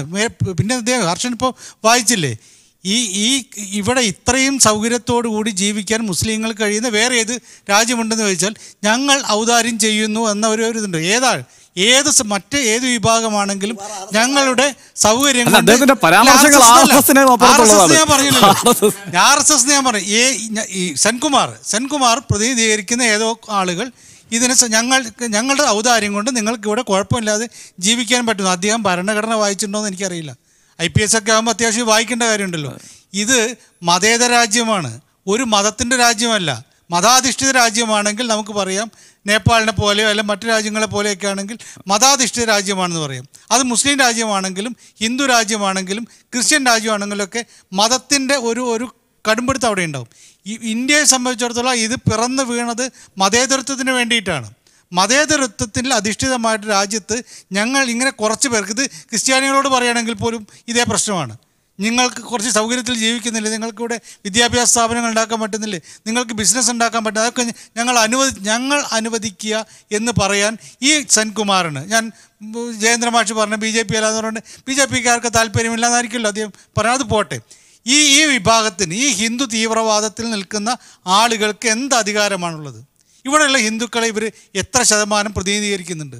നമ്മൾ മനസ്സിലാക്കേണ്ട ഒരു കാര്യം, ഈ സെൻകുമാറിൻ്റെ ഈ നിലനിൽപ്പിന് ഇടയിലാണ് കഴിഞ്ഞ ദിവസം അമർനാഥിലെ ഭീകരവാദികൾ വെടിവെച്ചിട്ട് 7 പേർ മരിച്ചല്ലോ, 19 പേർക്ക് പരിക്കേറ്റില്ല.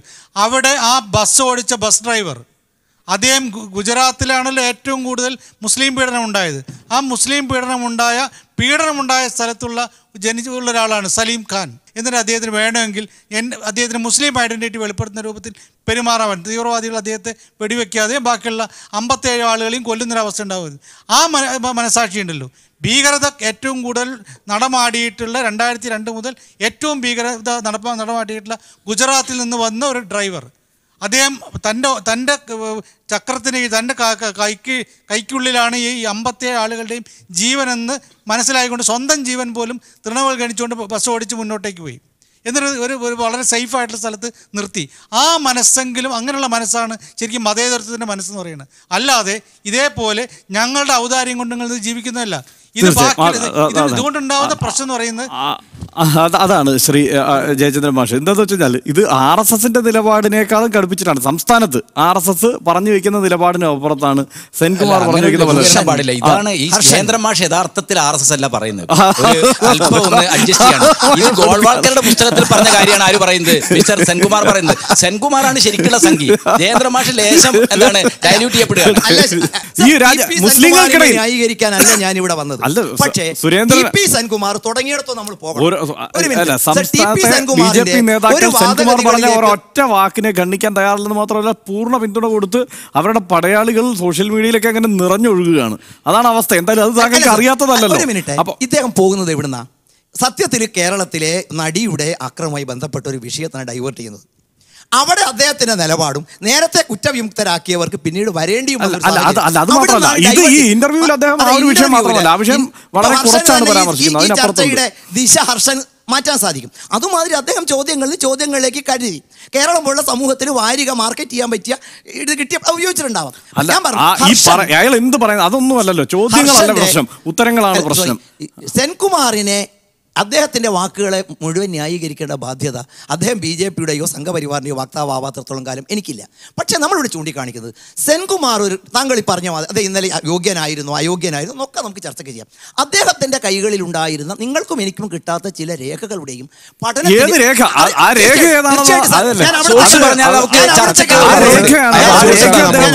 തന്നെയാണ് വരുന്നത്. എന്നെ പറയാൻ അനുവദിക്കാതെ നിങ്ങളിങ്ങനെ ബഹളം ഉണ്ടാക്കിയിട്ട് അദ്ദേഹത്തിന്റെ ഏത് പശ്ചാത്തലത്തിലും ഏത് എവിഡൻസിൻ്റെയും അടിസ്ഥാനത്തിലാണ് എന്ന് ഇന്നിപ്പോൾ കേരളത്തിലെ പോലീസ് അദ്ദേഹത്തെ ചോദ്യം ചെയ്യാൻ ആരംഭിച്ചിരിക്കുന്നു. അദ്ദേഹത്തിന് നിങ്ങൾക്കും എനിക്കും ഉള്ളതിനേക്കാൾ അപ്പുറത്തേക്ക് കേരളത്തിലെ പോലീസ് ഈ കേരളത്തിലെ സാമൂഹ്യ സമരസതയ്ക്ക് എന്തുമാത്രം സ്വാഭാവികമായിട്ട് സാർ ഞാൻ പറഞ്ഞല്ലോ, വെങ്കിട്ടരാമനെയും നിങ്ങൾ RSS ആക്കുന്നു, ഇദ്ദേഹത്തെയും RSS ആക്കുന്നു. അത് ഞങ്ങളെ സംബന്ധിച്ച് ഞങ്ങൾ മുൻപോട്ട് വയ്ക്കുന്ന ആശയങ്ങളോട് അദ്ദേഹത്തിലെ കേരളത്തിലെ സമൂഹത്തിലെ വിവിധ BJPയുടെ നേതാക്കന്മാർ ഈ സെൻകുമാറിന്റെ സ്റ്റേറ്റ്മെന്റിന് ശേഷം അദ്ദേഹത്തെ പോയി കാണുകയാണ്. ഈ പറയുന്നത് ഈ സെൻകുമാർ പറഞ്ഞത് നിങ്ങളുമായി യോജിക്കുന്നു എന്നുള്ളതുകൊണ്ട് കേരളത്തിൽ നിങ്ങളെക്കാൾ സ്വാധീനമുള്ള ഒരുപാട് പാർട്ടികളുണ്ട്. ആ പാർട്ടിയുടെ നേതാക്കന്മാരെ ക്ഷണിക്കുന്നതിന് പകരം നിങ്ങൾ അല്ല ഈ പറഞ്ഞിരിക്കുന്നത് അപ്പോഴതാണ് അദ്ദേഹത്തിന്റെ നിലപാടുകൾക്കുള്ള പിന്തുണയാണ്. ചർച്ചയിൽ നമ്മൾ കാണണ്ടേ ഇയാൾക്കെതിരായിട്ടുള്ള കേരള ഹൈക്കോടതിയുടെ ഇവിടുത്തെ ഉദ്യോഗസ്ഥ പരാതി ട്രിബ്യൂണലിന്റെയും കേസ് തള്ളിയപ്പോൾ ഇയാളെ സുപ്രീം കോടതിയെ സഹായിച്ചതാരാണ്? അവിടെ ഈ കാര്യങ്ങളൊക്കെ ഒത്താശ ചെയ്ത് കൊടുത്ത് BJP ലീഡർഷിപ്പാണ്. ഈ കാര്യം ഞങ്ങൾ കാണല്ലോ. മറിച്ച് ഞാൻ ചോദിക്കുന്നത് ഇദ്ദേഹത്തിന്റെ മുൻപോട്ട് വെച്ച വാദഗതികളോട് കേരളത്തിൽ മുൻപ് നമ്മുടെ ആന്റണി യോജിച്ചു.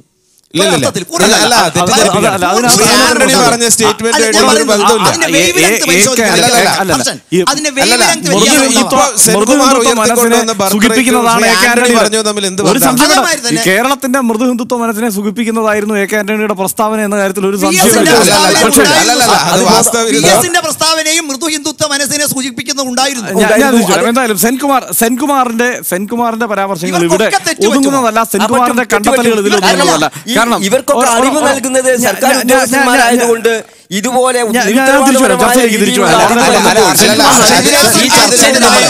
ഒരു കാര്യം വ്യക്തമാക്കണം. കേരളത്തിലെ ജനസംഖ്യയിലെ മുസ്ലിങ്ങൾ ഭൂരിപക്ഷമാകുന്നുണ്ടോ? ഏത് സെൻസസ് റിപ്പോർട്ടാണ്? വിക്കിപീഡിയ നോക്കി പുതിയ സെൻസസ് ചെയ്തുകൊണ്ട് അപ്ഡേറ്റ് ചെയ്തിട്ടുണ്ട്. അതിലൊന്നും എന്താണ് മുസ്ലിം ജനസംഖ്യ ഈ പറയുന്ന പോലെ വർദ്ധിക്കുന്നില്ല. അപ്പോൾ തെറ്റായ ഒരു കാര്യം നുണ ഇങ്ങനെ ആവർത്തിച്ച് സാമൂഹ്യ വിദ്വേഷം ഉണ്ടാക്കുക എന്നുള്ള അപകടകരമായ ഒരു അജണ്ടയാണ് ശശികല ടീച്ചറുടെ മുത്തപ്പനായിക്കൊണ്ട് ഈ സെൻകുമാർ ഇപ്പോൾ തീർച്ചയായും പശുവിന്റെ പേരിൽ നടക്കുന്ന കൊലപാതകങ്ങളിൽ അടക്കം എന്താണ് നിലപാട് സ്വീകരിക്കേണ്ടതെന്ന അടക്കമുള്ള കാര്യങ്ങളിൽ സെൻകുമാറിന് അഭിപ്രായമുണ്ട്. തീർച്ചയായും അതിലേക്ക് തിരിച്ചു വരാം ഒരു ചെറിയ ഇടവേളയ്ക്ക് ശേഷം.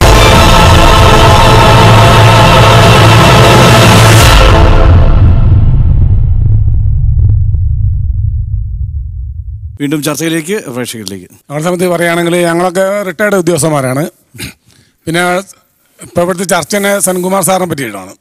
ഇവിടെ നമ്മുടെ രാജ്യത്ത് വ്യക്തി സ്വാതന്ത്ര്യമുണ്ട്, അഭിപ്രായ സ്വാതന്ത്ര്യമുണ്ട്, എല്ലാ കാര്യങ്ങളുണ്ട്. അപ്പോൾ ഇദ്ദേഹം ഇപ്പോൾ നമ്മുടെ നിയമത്തിനെതിരായിട്ട് എന്തെങ്കിലും പ്രവർത്തിക്കുന്നുണ്ടെങ്കിൽ അതിന് കേസെടുത്ത് അന്വേഷണം എന്നൊക്കെ പത്രത്തിൽ കണ്ടു. എൻ്റെ അഭിപ്രായം പറഞ്ഞു കഴിഞ്ഞാൽ ഞങ്ങളൊക്കെ ട്രെയിനിങ് കഴിഞ്ഞാണ് ഞങ്ങൾ മറ്റേ ജാഫറിൻ്റെ കൂടെ ജാഫറും രാമൻകുട്ടിയും ഗോപാലൻകുട്ടിയും മറ്റേ ജോസഫ് എല്ലാം കൂടി ഒരു പാത്രത്തിൽ വിളമ്പി ഒരു പാത്രത്തിൽ വെച്ച ആൾക്കാർ ഞങ്ങൾ.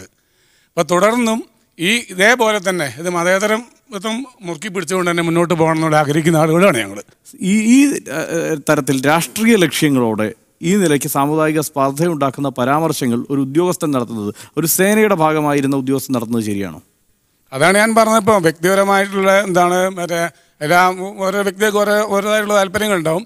അതിനിപ്പോൾ രാജ്യത്തിന് ദ്രോഹപരമായിട്ടുള്ള എന്തെങ്കിലും പ്രവൃത്തികൾ ചെയ്യാണ് അതിന് നടപടി എടുക്കണം എന്നുള്ളതാണ് പറയുന്നത്. ഗവൺമെൻറ് നടപടി എടുക്കുന്നുണ്ട്, ഇന്നിപ്പം കേസ് രജിസ്റ്റർ ചെയ്യുന്നൊക്കെ പറയുന്നുണ്ട്, അന്വേഷണം നടത്തുന്നുണ്ട് പറയുന്നത്. ഞാനിപ്പോഴും പറയുന്നത് ഞങ്ങൾ 30-35 വർഷത്തോളം ഈ ഡിപ്പാർട്ട്മെൻറ്റ് ജോലി ചെയ്ത ആളുകളാണ് ഞങ്ങളൊക്കെ. പോലീസിന് ചീത്തപ്പേരല്ലേ, സേനയ്ക്ക് ചീത്തപ്പേരല്ലേ ഈ നിലയ്ക്കുള്ള പരാമർശം? അദ്ദേഹം സേനയിൽ പോയതിനാണെന്ന് പറയുന്നത്. അപ്പൊ അതാണ് വ്യക്തി സ്വാതന്ത്ര്യം. സേനയിലുള്ളപ്പോൾ തന്നെ തിരുവനന്തപുരത്തെ MG കോളേജിലെ ഒരു സംഘടനത്തിൽ ചെന്നു. അപ്പോൾ അവിടുത്തെ ഒരു സാധാരണ ഒരു പോലീസുകാർ, ഒരു പോലീസ് ഓഫീസർ, ഒരു ഉദ്യോഗസ്ഥൻ എന്ത് ചെയ്തു? അതിന്റെ പേരിൽ പരസ്യമായിട്ട് ഒരു RSSകാരനേക്കാൾ വീറോടുകൂടി ഈ പോലീസുകാരനെ പിടിച്ചു കൊടുക്കുന്ന വിഷ്വൽസ്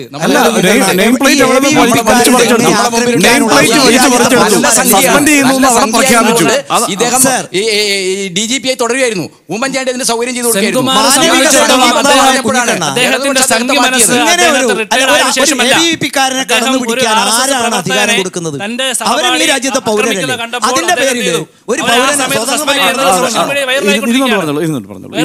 അത് പുതിയ കാര്യമല്ല, അത് പഴയ കാര്യമാണ് തീർച്ചയായും. DGP സ്ഥാനത്ത് നിന്ന് ഇടതുപക്ഷം വന്നപ്പോ സ്വാഭാവികമായിട്ടും അത്തരം ഒരാളെ കേരളത്തിലെ നിയമപാലനത്തിൽ വെക്കാൻ പറ്റില്ല.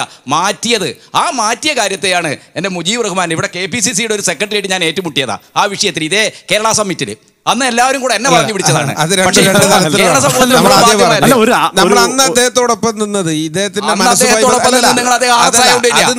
അരുവിക്കര ഉൾപ്പെടെയുള്ള സഹായം ചെറുതല്ല. ഈ RSSഉം BJPയും ഒക്കെ കൊണ്ടുവരുന്ന രാഷ്ട്രീയത്തിന്റെ മറ്റൊരു മുഖമാണ്. എന്ന് വെച്ച് കഴിഞ്ഞാൽ പ്രശ്നം പറഞ്ഞാലേ ഇടതുപക്ഷം വളരെ കൺസിസ്റ്റന്റ് ആയ ഒരു നിലപാട് ഇടതുപക്ഷം എടുത്തത് കൊണ്ട് ഇദ്ദേഹം ഉൾപ്പെടെ ഇപ്പൊ പരാതി കൊടുക്കുന്ന സ്ഥിതി വന്നത്. നമ്മുടെ ഫിറോസ് ആണ് പരാതി കൊടുത്തത്. അതിന്റെ അടിസ്ഥാനത്താണ് 153A അനുസരിച്ചിട്ട് ഇപ്പൊ കേസ് രജിസ്റ്റർ ചെയ്തിരിക്കുന്നത്. അത് ഇടതുപക്ഷം തുടർച്ചയായി സ്വീകരിച്ച വിട്ടുവീഴ്ചയില്ലാത്തൊരു നിലപാടിന്റെ ഭാഗമാണ്. നമുക്ക് ഈ പശുവിന്റെ പേരിലുള്ള കൊലപാതകങ്ങളെ കുറിച്ച് സെൻകുമാർ പറഞ്ഞ വാക്കുകളിലേക്ക് വരാം. പശുവിന്റെ പേരിൽ മനുഷ്യനെ കൊല്ലുകയാണ് എന്ന് റമദാൻ പ്രസംഗത്തിൽ പറയുന്നത് ഞാൻ കണ്ടു. അതിന്റെ പ്രത്യാഘാതം വലുതായിരിക്കും. ഇങ്ങനെയുള്ള വർത്തമാനം പറയുന്നവർക്കെതിരെ നടപടിയെടുക്കണം. അങ്ങനെ വർത്തമാനം പറയുന്നവരെ മറ്റുള്ളവർ വിലക്കുകയും വേണം എന്ന് ഒരു റമദാൻ പ്രസംഗത്തിൽ, അതായത് ആ നിലയ്ക്കുള്ള പരാമർശം ഉണ്ടാവാൻ പാടില്ല എന്ന് എങ്ങനെയാണ് പറയാൻ കഴിയുക? കാരണം കൊല്ലപ്പെടുന്നവരിൽ ഈ കണക്കെടുത്ത് പരിശോധിച്ചാൽ 97% പേരും മുസ്ലിങ്ങളാണ് എന്ന സാഹചര്യമുള്ളപ്പോൾ, 87% പേരും മുസ്ലിങ്ങളാണ് എന്നുള്ള സാഹചര്യമുള്ളപ്പോൾ സ്വാഭാവികമല്ലേ അത്തരം പരാമർശങ്ങളും ഒരു പ്രസംഗവും? ഇന്ത്യയുടെ പ്രധാനമന്ത്രി മോദി തന്നെ പറഞ്ഞിട്ടുള്ളത് പശുവിന്റെ പേരിലുള്ള കൊലപാതകം രാജ്യത്ത് വളർന്നു വരുന്നത് അദ്ദേഹം വാക്കിന് വേണ്ടിയിട്ടെങ്കിലും ആളുകൾക്കിടയിൽ വലിയ ഇഷ്യൂ ആയ സമയത്തെങ്കിലും പറഞ്ഞിട്ടുണ്ട്, അത് പ്രോത്സാഹിപ്പിക്കപ്പെടില്ല എന്ന് വെച്ച് കഴിഞ്ഞാൽ ഇന്ത്യയുടെ പ്രധാനമന്ത്രി പോലും പറയുന്നു ഈ പശുവിന്റെ പേരിൽ രാജ്യത്ത് കൊലപാതകം നടക്കുന്നുണ്ട്. പിന്നെ മറ്റൊന്ന് റമദാൻ പണ്ഡിതന്മാർ പറഞ്ഞിട്ടുണ്ടാകുന്നത് ആ അർത്ഥത്തിൽ രാജ്യത്ത് നേരത്തെ ഇവിടെ സൂചിപ്പിച്ചതുപോലെ 28 റിപ്പോർട്ട് ചെയ്യപ്പെട്ട മരണങ്ങളിൽ 24 മുസ്ലിം സമുദായത്തിൽപ്പെട്ട ആളുകളും ബാക്കി വരുന്നത് ദളിത് വിഭാഗത്തിൽപ്പെട്ട ആളുകളുമാണ്. മറ്റൊരു കാരണവുമില്ലാതെ ഇപ്പോൾ അവസാനമായി ഹരിയാനയിൽ നടന്ന കൊലപാതകത്തിൽ പോലും ആ കുട്ടിയെ കൊല ചെയ്ത ആളുകൾ വിളിച്ചു പറഞ്ഞത് ഇദ്ദേഹം പശു മാംസം ഭക്ഷിക്കുന്ന ആളാണെന്നാണ്. മറ്റൊരു കാരണവും അദ്ദേഹത്തിൻ്റെ കൊലപാതകത്തിന് വേണ്ടി ആ കൊലയാളികൾ വിളിച്ചു പറഞ്ഞിട്ടില്ല. അപ്പോൾ അത് രാജ്യത്തൊരു സ്വാഭാവികമായി നടക്കുന്നൊരു സംഗതിയാണ്. സെൻകുമാർ പറഞ്ഞതിൻ്റെ പശ്ചാത്തലം എന്താണെന്ന് അറിയുന്നില്ല. അദ്ദേഹം ആ ബീഫിൻ്റെ പേരിലുള്ള കൊലപാതകത്തിനെ ന്യായീകരിക്കുന്നു എന്നുള്ളതാണോ, അതല്ല അങ്ങനെ ആ അർത്ഥത്തിൽ സംഭവിക്കുന്നില്ല, എന്താണ് അദ്ദേഹം പറഞ്ഞത് എന്നുള്ളത് ഇത് ഡേറ്റ ഇല്ലാതെ അദ്ദേഹം ഈ പറഞ്ഞതുപോലെ അദ്ദേഹത്തിൻ്റെ ഈ പരാമർശങ്ങളെല്ലാം കേട്ടാൽ എന്താണ് മനസ്സിലാകുന്നറിയാമോ? ഏതോ ഒരു സംഘപരിവാറുകാരുടെ വാട്സാപ്പ് ഗ്രൂപ്പിൽ അദ്ദേഹം അംഗമാണ്. ആ വാട്സാപ്പ് ഗ്രൂപ്പിൽ പ്രചരിക്കുന്ന വസ്തുതാവിരുദ്ധമായ കാര്യങ്ങൾ അദ്ദേഹം വളരെ ആധികാരികമായി ഒരു അഭിമുഖത്തിൽ പറഞ്ഞു വെച്ചിരിക്കുന്നു എന്നേ ചിന്തിക്കാൻ കഴിയുള്ളൂ. ഇപ്പോൾ ഇസ്രായേലിനെ കുറിച്ച് പറഞ്ഞു, ഇസ്രായേലിലെ മറ്റ് മുസ്ലിം ജനസംഖ്യയെക്കുറിച്ചൊക്കെയുള്ള അദ്ദേഹത്തിൻ്റെ പരാമർശങ്ങളടക്കം പതിവായി ഇത്തരം സംഘപരിവാർ കേന്ദ്രങ്ങൾ പ്രചരിപ്പിക്കുന്ന കണക്കുകളിൽ പെടുന്നതാണ് അത്തരം പ്രസംഗങ്ങളുടെ ക്ലിപ്പുകൾ. ഇതെല്ലാം നമ്മൾ കണ്ടിട്ടുള്ളത് അത്തരം മേഖലകളിലാണ്. ഇദ്ദേഹത്തിന് പറ്റിയിരിക്കുന്നത്, ഇദ്ദേഹം പൂർണ്ണമായി ആ ഒരു രാഷ്ട്രീയ ലക്ഷ്യത്തിലേക്ക് അങ്ങ് പോയിരിക്കുന്നു. അദ്ദേഹത്തിന് ഇതിൻ്റെ വസ്തുതകളല്ല, ഈ വിഷയം അവതരിപ്പിക്കുമ്പോൾ കിട്ടുന്ന രാഷ്ട്രീയ ലാഭം തന്നെയാണ് അദ്ദേഹത്തിൻ്റെ ലക്ഷ്യമെന്ന് വ്യക്തമല്ലേ ഇതിലൂടെ? അല്ല, ഇദ്ദേഹം ഈ സംഘപരിവാറിൻ്റെ വാട്സാപ്പ് ഗ്രൂപ്പിൽ കാണുന്ന സംഭവം അറിയാതെ ഇട്ടു എന്നുള്ള രീതിയിൽ ഹർഷൻ ഞാൻ സമ്മതിക്കില്ല. കാരണം ഇദ്ദേഹത്തിൻ്റെ നടപടി വളരെ കൃത്യമായിട്ടും ബോധപൂർവമാണ്. ഒരുപക്ഷെ രാഷ്ട്രീയം പോലും ആയിരിക്കില്ല. നമുക്കറിയാം, അദ്ദേഹം റിട്ടയർ ചെയ്യുന്നതിന് മുമ്പേ അദ്ദേഹത്തിന് 2 പേരുടെ പേരാണ് ഈ അഡ്മിനിസ്ട്രേറ്റീവ് കൗൺസിലിലേക്ക് റെക്കമെൻഡ് ചെയ്തത്, ഇദ്ദേഹത്തിൻ്റെ ഉൾപ്പെടെ. അതിൽ സംസ്ഥാന സർക്കാർ ഇദ്ദേഹത്തെ ആക്കാൻ പറ്റില്ല, ഇദ്ദേഹം അയോഗ്യനാക്കേണ്ട കാര്യങ്ങളുണ്ടെന്ന് വിശദമായൊരു കുറിപ്പ് കൂടി കൊടുത്തു. അതും വാർത്തയായിട്ട് വന്നതാണ്. പക്ഷേ ഇദ്ദേഹത്തിന് ഒന്നുകിൽ രാഷ്ട്രീയത്തിലേക്ക് വന്നിട്ടൊക്കെ പോകാൻ അതിനുള്ള കഴിവ് ഇദ്ദേഹത്തിനുണ്ടോ എന്ന് എനിക്ക് തോന്നുന്നില്ല. പക്ഷേ ഇതെങ്കിലും കിട്ടും. ഇത് വളരെ ഒരു സുപ്രീമായിട്ട് നല്ലൊരു പോസ്റ്റാണ്. അത് കിട്ടാൻ നമ്മൾ പല ആളുകൾ ഈ രാജാവിനേക്കാൾ വലിയ രാജഭക്തി കാണിക്കും. അത് ബോധപൂർവം കാണിക്കും. നമ്മൾ ഇദ്ദേഹം അറിയാതെ ചെയ്തു എന്ന് പറയാൻ പറ്റില്ല. അദ്ദേഹം ഇപ്പോൾ നേരത്തെ പറഞ്ഞു, മുജീബ് റഹ്മാനെ പറഞ്ഞ് തുടങ്ങി, ഞാനത് കുറച്ച് ഇദ്ദേഹം പറഞ്ഞ രൂപത്തിൽ പശുവിനെ കൊല്ലുന്ന ആളുകളെ കൊല്ലണം എന്ന രൂപത്തിൽ, അല്ലെങ്കിൽ അവർക്ക് നടപടിയെടുക്കുന്നതെന്ന് പറയുന്ന ഇതൊക്കെ രാജ്യദ്രോഹമാണെന്ന് പറഞ്ഞു. അങ്ങനെയാണെങ്കിൽ ആദ്യം രാജ്യദ്രോഹത്തിന് നടപടി എടുക്കേണ്ടത് പ്രധാനമന്ത്രിക്കെതിരെയല്ലേ? അദ്ദേഹം പറയുന്നുണ്ട്, ഈ പശുവിനെ കൊല്ലുന്നതിന് പേരിൽ മനുഷ്യരെ കൊല്ലുന്നുണ്ടെങ്കിൽ അവർക്കെതിരെ കർശനമായ നടപടി, അറിഞ്ഞുകൊണ്ടാണോ അല്ലെങ്കിൽ ആത്മാർത്ഥമാണോ എന്നുള്ള വേറെ കാര്യം. ആത്മാർത്ഥമാണ് നമ്മൾ വിചാരിക്കുക. അങ്ങനെയാണെങ്കിൽ പ്രധാനമന്ത്രിക്കെതിരെയുള്ള ഇപ്പോൾ പരാമർശമല്ലേ. അപ്പോൾ ഇദ്ദേഹത്തിന് ഒറ്റ കാര്യമേ ഉള്ളൂ, ഇത് കുറേ ആളുകളെ പ്രീണിപ്പിക്കണം. ജയേന്ദ്ര മാഷക്ക് പ്രീണിപ്പിക്കാൻ പറ്റുമോ? കാരണം അദ്ദേഹം വളരെ കൗതുകരമായ ഒരു കാര്യം, ഈ അഭിമുഖത്തിലുടനീളം മുഖ്യമന്ത്രിയെ, പിണറായി വിജയനെ വെള്ളപൂശാനുള്ള ശ്രമം, അല്ലെങ്കിൽ ഒരു തരത്തിലും അദ്ദേഹത്തിന് വ്യക്തിപരമായി അദ്ദേഹത്തെ കൗണ്ടർ ചെയ്യുന്ന ഒരു തരത്തിലുള്ള ഒരു പരാമർശവും നടത്തിയിട്ടില്ലെന്നുകൂടെയുള്ളത് ശ്രദ്ധേയമാണ്. തീർച്ചയായിട്ടും അദ്ദേഹത്തിന് പിണറായി വിജയൻ ഇദ്ദേഹം റിട്ടയർ ചെയ്യുന്ന സമയത്ത് പോലും ഞാൻ മുഖ്യമന്ത്രിയായിട്ട് നല്ല ബന്ധമാണെന്ന് പറഞ്ഞു. മുഖ്യമന്ത്രിയായിട്ട് നല്ല ബന്ധമാണെന്ന് പറഞ്ഞാൽ പുറത്തു കൊണ്ട് നല്ല ബന്ധമല്ലായിരുന്നു പറഞ്ഞിട്ട് കാര്യമില്ലല്ലോ. ഇദ്ദേഹത്തിന് ഇപ്പോഴും ശത്രുത മുഖ്യമന്ത്രിയോടൊന്നുമല്ല, അതിൻ്റെ രാഷ്ട്രീയത്തിനെ എല്ലാം പറയുന്നത്. ഇദ്ദേഹത്തിന് ശത്രുത ഇത് ചീഫ് സെക്രട്ടറിയോടാണ്. ചീഫ് സെക്രട്ടറിയെ എങ്ങനെ, അതുകൊണ്ടാണല്ലോ ഇതിൽ പോലും വ്യക്തിപരമായിട്ട് നിയന്ത്രിക്കാൻ കഴിയുന്നില്ല ആ രീതിയിലൊക്കെ പറയുന്നത് പറഞ്ഞാൽ വളരെ മോശമാണ്. ഇദ്ദേഹത്തിന് ചീഫ് സെക്രട്ടറിയോട് കടുത്ത ശത്രുതയുണ്ട്. അതിനുള്ള കാരണങ്ങൾ പലതുമായിരിക്കും. ഇദ്ദേഹത്തിൻ്റെ പ്രശ്നം എന്ന് പറയുന്നത് ഈ തന്നെ മാറ്റി നിർത്തിയത്, തനിക്ക് DGP സ്ഥാനം തന്നെ ഒഴിവാക്കുന്നതിന് കാരണക്കാരി ചീഫ് സെക്രട്ടറിയാണെന്നുള്ള ഉറച്ച അഭിപ്രായമുണ്ട്. അതുകൊണ്ടാണ് അദ്ദേഹത്തിനെതിരെ ഇപ്പം നടപടിയെടുക്കാൻ പോലും പോയതിന് മുന്നിൽ ചീഫ് സെക്രട്ടറിയുടെ വിരോധം ഉണ്ടായിരിക്കും. പക്ഷേ അദ്ദേഹം പറയുന്ന വാക്ക് നമ്മൾ ബാക്കിയെല്ലാം മാറ്റി വെച്ചാൽ, അദ്ദേഹത്തെ പോലെ ഒരാൾ ഇങ്ങനെ പുറത്തെത്തിയിട്ട് ഇങ്ങനെ പറയാമോ? ഈ ഭരണഘടനയെക്കുറിച്ച് അറിയുന്ന ഒരാൾ, നിയമത്തെക്കുറിച്ച് കൃത്യമായിട്ട് അറിയുന്ന ഒരാൾ ഇങ്ങനെ പറയാമോ? ഇപ്പോൾ സെൻകുമാർ ചെന്നുപെട്ടിരിക്കുന്നത് മതസ്പർദ്ധ വളർത്തുന്ന തരത്തിലുള്ള പരാമർശങ്ങൾ നടത്തിയ വ്യക്തി എന്ന നിലയ്ക്ക് ഒരു ക്രിമിനൽ കേസിലാണ്. ഒരു സംസ്ഥാന സർക്കാരും പോലീസ് സേനയും വിചാരിച്ചാൽ ഇവിടെ ഇരിക്കുന്ന എന്നെ വേണമെങ്കിൽ ഇപ്പോൾ അല്ല, ഇത് അങ്ങനെ ഒരു കേസല്ല. ഇത് വളരെ വ്യക്തമായി അദ്ദേഹം പരാമർശങ്ങൾ നടത്തിയിരിക്കണം. മാത്രമല്ല അദ്ദേഹം ചോദിക്കുന്നത് ഇസ്രായേലിനെ പറ്റി അദ്ദേഹം പറഞ്ഞ പരാമർശങ്ങൾ, അദ്ദേഹം ലെബനനെ കുറിച്ച് പറഞ്ഞ പരാമർശങ്ങൾ, സംഘപരിവാർ പാകിസ്ഥാനിലെ ഹിന്ദുക്കളെ കുറിച്ച് പറയുന്നതാണ്, കുറിച്ചും പറഞ്ഞ പരാമർശങ്ങൾ. നമ്മൾ നിശ്ചയമായിട്ടും അദ്ദേഹം പറഞ്ഞ പരാമർശങ്ങൾ കേരളത്തിൽ ഇപ്പോൾ ചർച്ചയ്ക്ക് വിഷയീഭവിക്കുന്ന ഒരു പശ്ചാത്തലം കേരളത്തിൽ ഉണ്ടായത് എങ്ങനെ? നമുക്ക് വേണമെങ്കിൽ സെൻകുമാർ എന്ന വ്യക്തിയെ നമുക്ക് വെറുക്കാം, അദ്ദേഹത്തെ നമ്മൾ മാറ്റി നിർത്തുക. അദ്ദേഹത്തെ നമുക്ക് കേരള പോലീസിനും ചർച്ച ചെയ്യുന്ന വിഷയം നേരത്തെ സെൻകുമാർ എന്ന് പറയുന്ന വ്യക്തി പറഞ്ഞ എന്തുകൊണ്ടത് ചർച്ചയാകുന്നുണ്ട്? സാമൂഹിക സഹവർത്തിത്വം പുലർത്തുന്ന, മതേതരത്വം പുലർത്തുന്ന ഈ രാജ്യത്തെ മറ്റേത് സംസ്ഥാനത്തേക്കാൾ, അത് ആവർത്തിച്ച് പറയണമല്ലോ, മറ്റേത് സംസ്ഥാനത്തേക്കാളും സാമുദായിക സൗഹാർദ്ദം നിലനിൽക്കുന്ന ഒരു സംസ്ഥാനം എന്ന നിലയ്ക്ക് ഈ ചർച്ച ഇവിടെ ഉണ്ടായേ മതിയാവും. അതുകൊണ്ടാണ് ഈ ചർച്ച ഉണ്ടാവുന്നത്. അതുകൊണ്ട് തന്നെയാണ് അദ്ദേഹം പറഞ്ഞത്, കോഴിക്കോട്ടുള്ള തന്നെ ഒരു ഇസ്ലാമിക നാമധാരിയെക്കുറിച്ച് അദ്ദേഹം പ്രത്യേകിച്ച് പരാമർശിച്ചു. ഒരു സമുദായത്തെ പൊതുവിൽ നമ്മൾ ഭീകരവാദത്തിന്റെ പേരിൽ ഒറ്റപ്പെടുന്നത് ശരിയല്ല. മറിച്ച് അദ്ദേഹം ഒന്നും കൂടെ പറഞ്ഞു, സാമൂഹ്യ സമരസതയ്ക്ക് ഉതകുന്ന തരത്തിൽ അദ്ദേഹം പറഞ്ഞൊരു വാക്ക് നമ്മൾ ശ്രദ്ധിക്കണം. പക്ഷേ കേരള പോലീസിന് ഈ സാമുദായികമായ വിദ്യാഭ്യാസം ഇടപെട്ട് അവരെ പഠിപ്പിക്കാൻ സാധ്യമല്ല. മറിച്ച് എല്ലാ മതങ്ങളും അവകാശപ്പെടുന്നത് മതത്തിന്റെ പേരിൽ കഴുത്തറുത്ത് കൊല്ലുന്ന സംഘപരിവാറിനും അദ്ദേഹത്തിന്റെ ഉപദേശം ഉണ്ടാവണം. അദ്ദേഹം അങ്ങനെ ആ കാര്യത്തിൽ കൃത്യമായി പറയണം, അല്ലേ? RSS ഞാൻ ഓഡിയൻസിന്റെ ഇടപെടലിന് ഉത്തരം പറയുന്നത്, ഒന്ന് കേരളത്തിലെ പൊതുസമൂഹം ഇത്തരം ഒരു ഗീബലിയൻ കള്ളപ്രചരണത്തെ ഉൾക്കൊള്ളാനും വിശ്വസിക്കാനും മാത്രം മൗഢ്യമുള്ളവരാണ് എന്ന് നമുക്ക് പറയാം. ഇല്ല, അല്ല, അതുകൊണ്ടാണ് അത് ഉൾക്കൊള്ളില്ല എന്നുള്ള ഉറപ്പോടെ നമുക്ക് നിൽക്കാം. നമുക്ക് സമയപരിധിയുണ്ട്, അതുകൊണ്ട് അവസാനിപ്പിക്കാം. എന്തായാലും വിശേഷിപ്പിക്കുന്ന സംഘപരിവാർ ഇവിടെ ഇദ്ദേഹത്തിനെതിരെ ഈ വിഷയത്തിൽ നമ്മുടെ ഇദ്ദേഹത്തിനെതിരെ വേണ്ടത് സത്യത്തിൽ സെൻകുമാറിനെതിരെ ഇദ്ദേഹം കേരളത്തിൽ ഒരുപാട് UAPA പ്രകാരം കേസ് രജിസ്റ്റർ ചെയ്താണ്.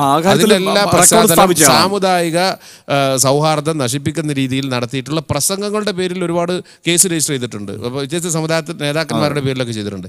ആ അർത്ഥത്തിൽ കേരളത്തിൽ ഏറ്റവും ആദ്യം ഈ മാതൃകാപരമായ ശിക്ഷ എന്നത് സെൻകുമാറിനെതിരെയാണ്.